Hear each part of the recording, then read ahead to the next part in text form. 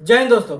राम राम सभी भाई को। मैं आपका भाई पवन हिंदू एक बार फिर से आप सभी का स्वागत है हमारे इस नए वीडियो में।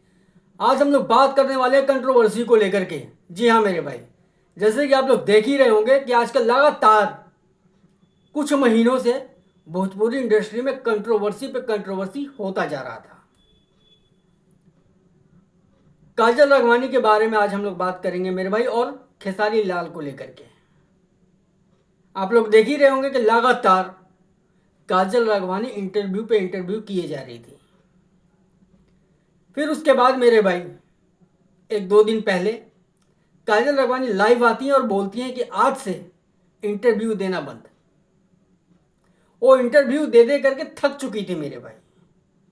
आप लोग ऐसे भी कह सकते हैं या सोच सकते हैं कि काजल राघवानी खेसारी लाल को बदनाम करते करते खुद बदनाम हो गई।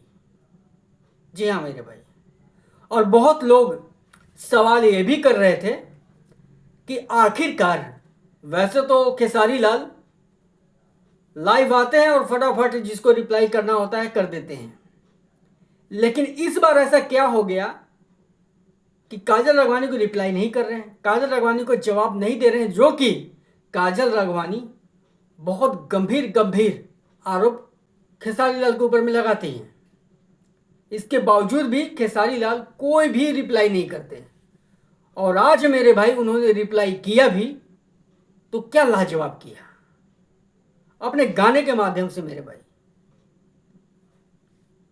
सुनिए थोड़ा सा क्लिप। तोहरी नाम भइल हमरा से हम बदनाम तहरा से तोहरी नाम भइल। बहुत ही बेहतरीन सॉन्ग है मेरे भाई, और इस गाने में काजल राघवानी के हर सवालों का जवाब इन्होंने दे दिया है। जितने दिनों से काजल राघवानी इंटरव्यू पे इंटरव्यू किए जा रही थी, खेसारी लाल सिर्फ 4 मिनट के अंदर में ही उनके सारे सवालों का जवाब दे दिया।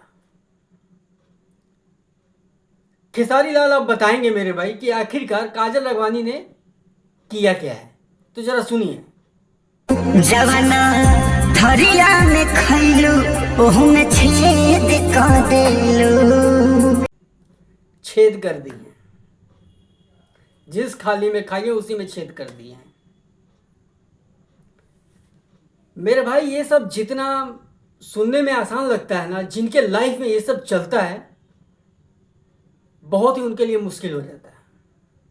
या काजल राघवानी के लिए भी उतना ही मुश्किल है जितना मुश्किल खेसारी लाल के लिए है। आखिरकार मेरे भाई इसमें दो परिवार, या यूं कहें कि पूरा भोजपुरी इंडस्ट्री बदनाम हो रहा था।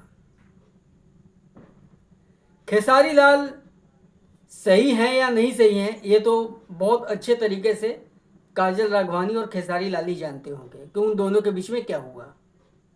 लेकिन मैं इतना ही कहना चाहता हूं कि जैसे हमारा भोजपुरी भाषा जिस तरह से मिठास है भोजपुरी भाषा में, मैं उम्मीद करता हूं कि हमारे भोजपुरी कलाकार जितने भी इंडस्ट्री के लोग हैं, इस इंडस्ट्री को भी उतना ही साफ सुथरा और अपनी इंडस्ट्री को मर्यादा में रखने की कोशिश करेंगे।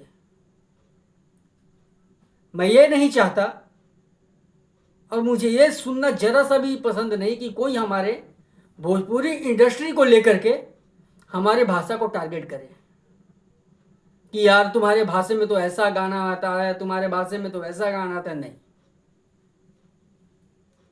मैं भोजपुरी इंडस्ट्री के लोगों से मैं यही कहना चाहता हूं कि आप लोगों की वजह से अगर हमारा भाषा अगर बदनाम होता है तो ये हमारे लिए भी सही नहीं और आपके लिए भी सही नहीं है।